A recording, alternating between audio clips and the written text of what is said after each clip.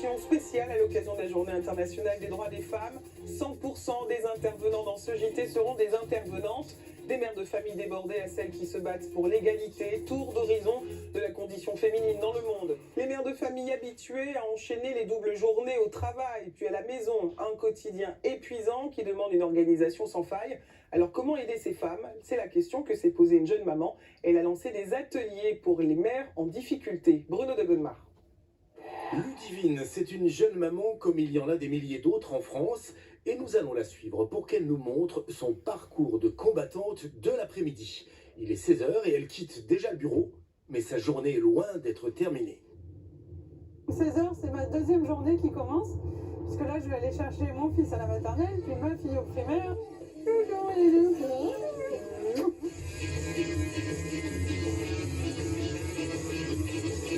Je les mets dans la voiture, je les amène à la maison, on fait le goûter, les devoirs pour la grande, le bain, et puis je prépare à manger. C'est le petit déj du soir.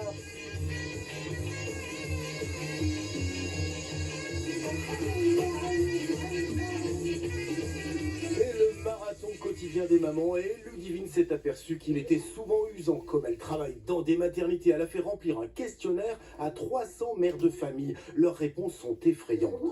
On en a les 3/4 qui regrettent de jamais être remerciées pour ce qu'elles font à la maison. On en a 5% qui se trouvent complètement nuls, 45% qui se trouvent passables. Donc c'est vrai que voilà, on est beaucoup, on a des mamans qui sont quand même en souffrance.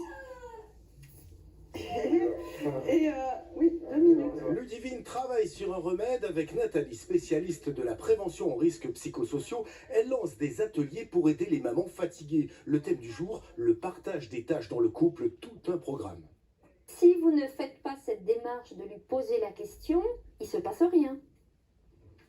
Ah bah forcément, il peut se passer un truc, mais j'avais déjà essayé il y a 2 semaines de rester sur le canapé et de rien faire. Mais du coup, on peut se retrouver face à un bébé qui peut pleurer ou quelque chose comme ça parce que il ne prend pas forcément l'initiative. On est fatigué, on fait tout dans la difficulté. Et l'objectif de ces ateliers, c'est de donner un moment de respiration en se disant, d'abord, je ne suis pas la seule à vivre ça. Et d'autre part, en m'écoutant, en m'exprimant, je m'aperçois que ce que je dis fait résonance chez d'autres mamans, elles vivent la même chose que moi. Ludivine, une question qui me vient quand même. Est-ce que ces ateliers sont ouverts aussi aux papas fatigués? Mais bien sûr, s'il y a des papas qui en ressentent le besoin, on les accueille avec grand plaisir.